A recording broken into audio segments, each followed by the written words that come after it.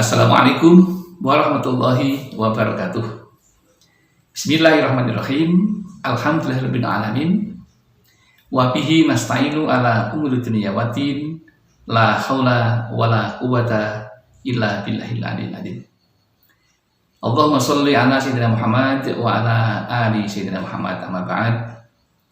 Jamaah Al-Fatih Channel yang dirahmati oleh Allah, berbahagia sekali kita dipertemukan pada kesempatan ini dengan keadaan sehat walafiat, tak kurang suatu apapun. Itu semua karena kemurahan Allah yang perlu dan patut kita syukuri. Maka mari kita syukuri bersama dengan mengucapkan kalimat tahmid, alhamdulillahirabbil alamin.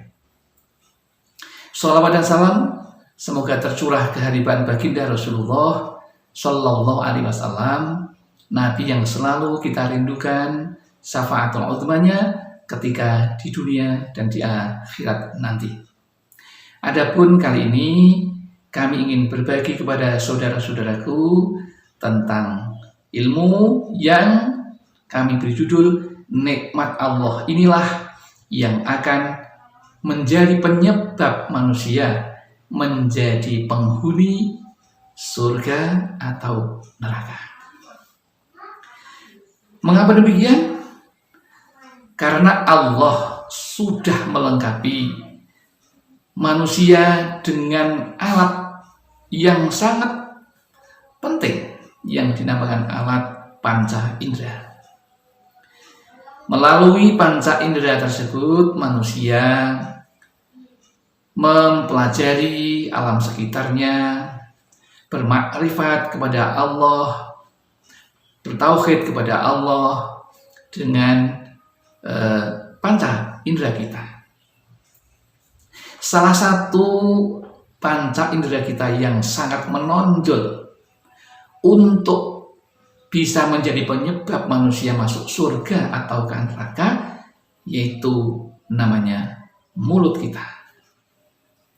Memang mulut kita itu kecil wujudnya dan bentuknya, tetapi sangatlah besar akibatnya jika kita tidak bisa mengekang hawa nafsu melalui mulut-mulut kita yang akan menyebabkan orang lain menjadi tersakiti. Bisa saja orang lain bisa menuntut kita, bahkan orang lain bisa menjadikan marah kepada kita. Lalu bagaimanakah yang perlu kita perhatikan sebagai pedoman? Tentu tidak lain adalah karena Rasul sudah menyampaikan kepada kita, yang intinya man kana yu'minu billahi wal yaumil akhir fal yakul khairan aw liyasmut.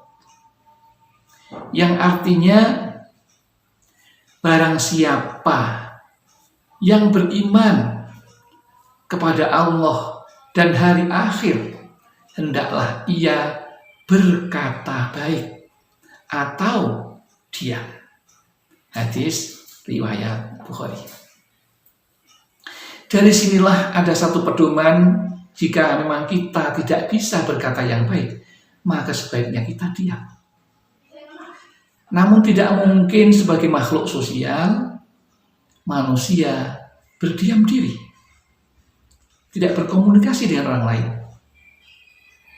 Tentu kita akan selalu berkomunikasi dengan orang lain karena memang kita ini adalah makhluk sosial.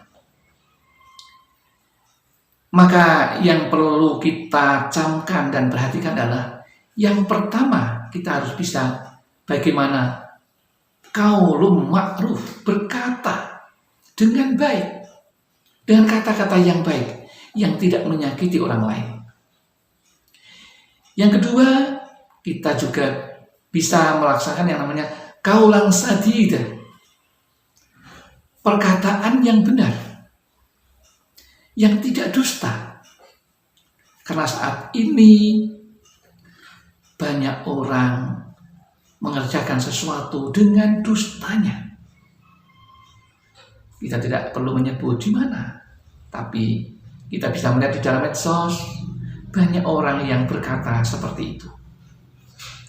Kita tidak perlu berkata yang semacam itu karena itu akan menyusahkan kita di dunia dan di akhirat. Yang ketiga yang perlu kita lakukan dalam menjaga lisan kita yaitu qaulan baligho, perkataan yang membekas di jiwa dengan baik.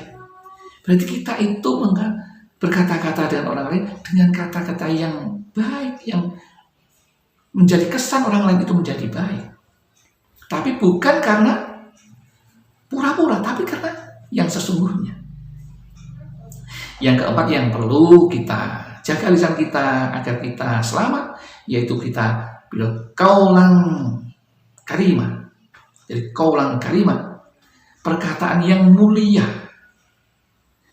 Karena perkataan yang mulia seperti doa-doa yang mulia itu akan memuliakan kita dan kembali kepada kita, yaitu kemuliaan di hadapan manusia dan di hadapan Allah Subhanahu wa taala.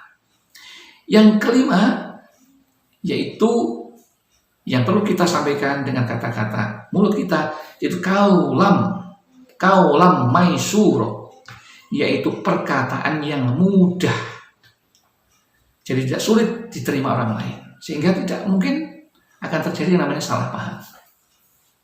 Ini penting bagaimana kita memahami orang lain, mata orang lain, agar kita bisa berkata yang mudah diterima oleh orang lain. Yang berikutnya, ini juga penting karena kita sering berdoa, maka berkatalah baik ketika di hadapan manusia, apalagi di hadapan Allah. Yang perlu kita sampaikan adalah dengan qaulal layyinah, perkataan yang lemah lembut. Maka Allah suka dengan orang yang berdoa dengan kalimat-kalimat yang lemah lembut, yang halus, yang sopan, yang santun, sehingga Allah itu mengabulkan doa kita. Begitu pula dengan manusia, juga akan senang jika kita perkataannya lemah lembut, tidak kasar, tidak menyakitkan orang lain. Ini penting untuk kita lakukan. Terlebih dari itu, simpulan dari pembicaraan kita kali ini, yang pertama, lakukanlah yang namanya zikir, dan basahilah lidah kita, mulut kita dengan kalimat-kalimat zikrullah, kalimat ingat kepada Allah. Yang pertama dengan tahlil la ilaha illallah Muhammadur Rasulullah, kita akan masuk surga. Yang kedua tahmid, orang yang banyak membaca tahmid maka akan ditambah nikmatnya. Yang ketiga yaitu tasbih. Bacaan tasbih itu yang akan membersihkan hati kita sehingga hati kita menjadi bersih karena mendapatkan siraman dari pahala tasbih itu, membersihkan kotoran-kotoran di dalam hati kita. Yang keempat yaitu takbir. Takbir ini disukai Allah tetapi tidak disukai oleh setan. Kemudian yang kelima yaitu khauqolah. Khauqolah adalah bacaan yang memberi semangat kepada kita. Kita bisa memberikan kekuatan untuk beribadah kalau kita memperbanyak khauqolah kepada Allah Subhanahu wa taala. Dan yang terakhir, yang keenam, yaitu istighfar. Istighfar itu adalah cara sederhana untuk mendekatkan diri kepada Allah, memohon kepada Allah tentang dosa-dosa kita agar diampuni, dan Allah paling suka mendengarkan kata pertobatan manusia melalui istighfar itu daripada perkataan yang lain. Demikian yang dapat kami sampaikan, mudah-mudahan ada manfaatnya. Barangkali ada kesalahan atau kekhilafan, kami mohon maaf yang setulus-tulusnya. Akhirul kalam billahi taufiq wal hidayah wal inayah wal barakah. Assalamualaikum warahmatullahi wabarakatuh.